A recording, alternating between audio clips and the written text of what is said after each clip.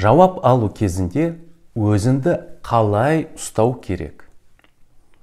Сізбен бірге адвокат Таир Насханов. Лайк басыңыз, менің каналыма жазылыңыз. Тергеуші сізге қоңырау шалып, жауап алуға шақырады. Не істеу керек?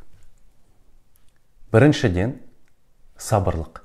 Тергеушіні мұқият тыңдап, және қандай іс бойынша, қандай органнан хабарласып тұрғанын сыпайы түрде біліп, міндетті түрде келетініңізді айтып, бірақ жауап алу уақытын адвокатпен келісуіңіз керек екенін хабарлаңыз. Екіншіден, адвокатпен жауап алу дұрыс шешім. Адвокат тергеушіге жауап алу процедурасын бұзуға жол бермейді. Сіздің процедуралық құқықтарыңыздың сақталуын бақылайды және олардың бұзылуына жол бермейді. Үшіншіден, Конституциясының 77-ші бабында ешкім өзіне қарсы куәлік беруге міндетті емес деп бекітілген. Осы нормаға сілтеме жасай отырып, куәлік беруден бас тартуға болады. Төртіншіден, уақытыңызды бөліңіз. Сұрақтар мен жауаптарыңызды дәптерге жазыңыз.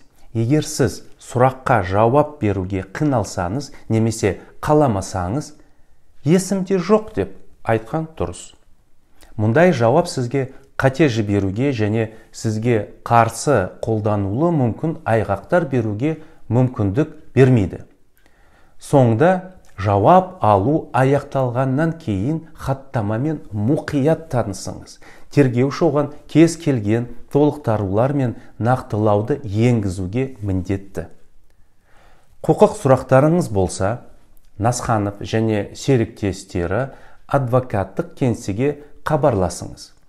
Біз сіздерге ақылы кеңесті және құқық көмекті әрқашан беруге дайынбыз. Бүгін сізбен бірге адвокат Таир Насханов болды.